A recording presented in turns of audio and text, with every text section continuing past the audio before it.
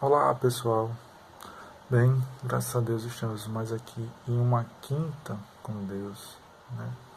Hoje quinta, dia 15/11, aqui no Brasil, comemoramos a proclamação da República, né, dada por Marechal Deodoro da Fonseca, dia 15/11, tem algum ano aí, não lembro qual. Mas hoje, também nossa quinta com Deus, continuamos a falar das aparições marianas. Hoje é a segunda parte, então se você perdeu a primeira parte, vai lá no vídeo, vê a primeira parte, é bem rápido, e volta aqui para ver essa segunda parte. Se não quiser, continue conosco da mesma forma. Hoje vamos nos ater à questão da aparição mariana, como é que a Igreja Católica, né, investiga, o que ela analisa, né? Vamos ver essa questão até para nós, né, nos orientarmos. É necessário que a Igreja Católica investigue para que nós possamos acreditar, né? Algumas perguntas estaremos na nossa mente. Espero eu responder aqui para vocês. Então vamos nessa aprofundar nesse tema. Roda a vinheta.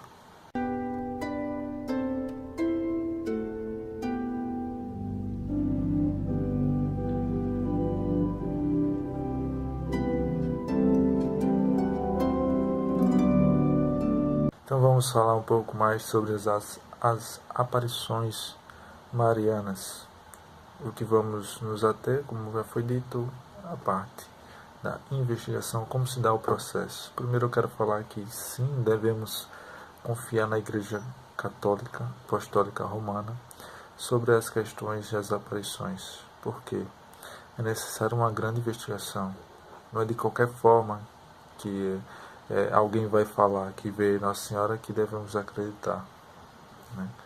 E a gente vai ver o porquê disso, o porquê não acreditar assim de imediato. E como podemos visualizar isso, né? De fato, Deus nos mostra. Então também tem o nosso sentido, né? Nossas convicções, mas não deixe de seguir a Igreja, né? Ela é o caminho que regula, né? Não vou dizer que ela é a reguladora, não, mas a Igreja é que cuida das coisas da Igreja, né? Então a gente tem que dar esse crédito. Ela é a Igreja, né? O corpo de Cristo, iluminado por Cristo, guiado por Cristo. Então por que não seguir o que ela fala? Não é verdade? Mas as aparições hoje em dia, como foi falado no outro vídeo, são várias, né? Alguns falam 2.000, hoje eu estava lendo o artigo, fala em 5.000. Então, é um número expressivo de aparições marianas no mundo inteiro, desde, né, a Idade Média, acredito do século IV, se eu não me engano.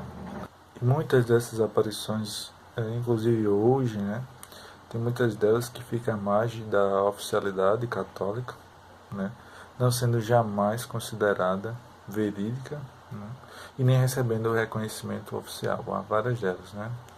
Tem uma que eu falei também, e é um mais estudo, não só Medjugorje, né, algumas aparições aqui no Brasil, tento estudá-las para o teu norte, mas também a de Garabandal, a igreja ainda está no seu reconhecimento, então está ali paradinho, né?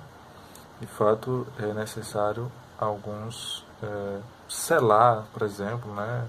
É necessário alguns acontecimentos que foram falados para que a igreja assim possa reconhecer de definitivo, né? Então algumas fica essa margem, né? Fica nesse processo de reconhecimento ao longo dos anos, até porque é preciso ser estudado isso a fundo, né? Eles são, todos os casos, todas as aparições marianas são analisados, são debatidos, né? Defendidos ou combatidos, né?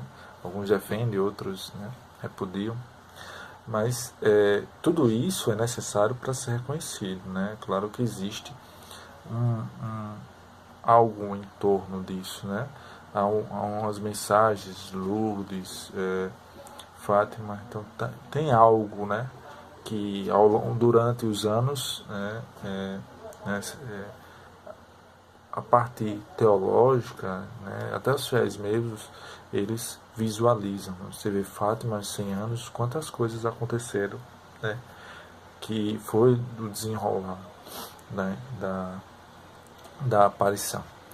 Né? E outro fator é que a gente vai ver também São Paulo, nas suas cartas aos Coríntios, na segunda carta aos Coríntios, ele vai dizer que quando tinha um processo, né, acho que de difamação, se eu não me engano, aí ele diz que ele não se admira dessas coisas, né, porque até o próprio Satanás vai se disfarçar de espírito de luz, de anjo de luz, né, e que, portanto, não é surpresa alguma, né, que os seus serviçais finjam que são servos da justiça, né. O fim dessas pessoas, ele fala até, copiei aqui, o fim dessas pessoas será de acordo com o que suas ações merecem. Então, né, a gente tem que tomar isso também como base, né. Talvez algumas aparições seja Satanás, né, se transformando em espírito de luz. Inclusive, Medjugorje teve algo parecido, né, algo parecido não, teve a aparição que apareceu na senhora, a vidente, ela, né, batizada. A gente vai falar sobre o batismo, a importância do batismo também, a respeito das aparições, qualquer que seja, não só marianas, mas quaisquer que sejam as aparições, santos, ou propriamente de Jesus, você vê que ela já entendeu que não era, né, Marias, mas sim Satanás. Então você vê a astúcia de Satanás até se transformar na Nossa Senhora para enganar o povo. Então, eu uma vez estava, inclusive foi esse ano, acho que mês passado, vendo o padre Duarte Lara, né, falando sobre questão de sonhos. Aparece. Ele vai dizer assim, é muito difícil, acontece, mas é muito difícil em questão de sonhos a gente ver pessoas mortas sejam de fato a pessoa morta, porque para a pessoa morta aparecer nos nossos sonhos é necessário que Deus a permita, né? A permita aparecer para alguma mensagem ou algum aviso, o que é que seja, né? A situação do sonho ou então o propósito do sonho. Então ele diz assim, que na maioria das vezes é Satanás, né, se vestindo de espírito de luz, e no decorrer ele até pode começar com algo santo, né, com algo do bem e tal, mas no final vai pedir algo que não seja conforme a doutrina da Igreja Católica, por exemplo. Então, um dos fatos da pessoa também se ater à doutrina da Igreja, né, ao qual segue. A gente falando aqui da Igreja Católica, né? Então, o quanto é importante a gente conhecer o catolicismo, por exemplo, da Igreja Católica, né? Porque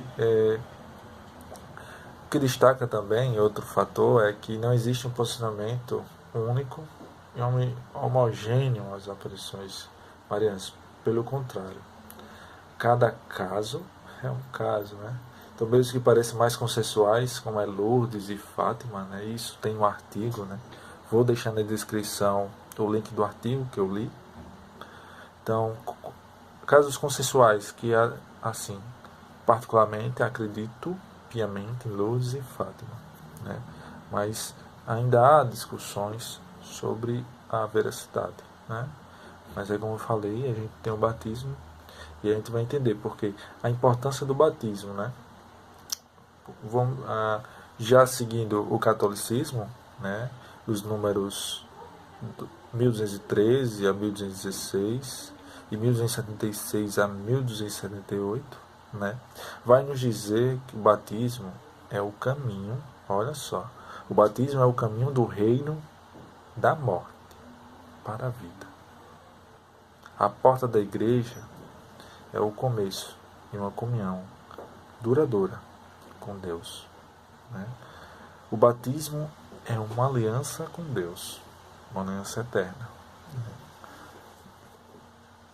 Nos liberta do poder do pecado e nos faz ressuscitar com Ele por uma vida interminável. Né? E aí a gente vai de encontro com a passagem da Bíblia em que ele vai dizer que quem crê e for batizado será salvo, e todo aquele que vive em mim, que vive e crê em mim, jamais morrerá, mesmo que morra, né? Algumas traduções vão dizer mesmo que morra, mesmo que morra, viverás. Então, é isso, a questão do batismo, é você ter aliança com Deus. É como Pedro vai dizer em Atos dos Apóstolos, capítulo 2, né, que arrependei-vos e em cada um de vós seja batizado no Espírito Santo, em nome de Jesus Cristo, para a remissão dos pecados, e recebereis o dom do Espírito Santo. Né? Atos dos Apóstolos 2, versículo 38. Então, receber o dom do Espírito Santo, receber o batismo, é você ter aquele algo mais que, né, em linguagem popular, você fareja a mentira, você, né, tem aquela intuição, só aquilo é verdade ou aquilo é mentira, aquilo é do bem ou aquilo é do mal. Então você tem o batismo, né? Já desde o batismo você é convidado a ser santo. E você também recebe o dom do Espírito Santo, né? Viveu. É por isso que alguns comemoram também o nascimento para Deus. Né? Aí te recebe o dom da vida. Né? Aí recebe o dom, a graça da vida. O milagre da vida a gente recebe. Nós somos um milagre. Deus nos concedeu. Estamos aqui. Deus nos criou. Então a gente tem esse dom da vida, recebe, nasce para Deus através do batismo e tem esse cuidado.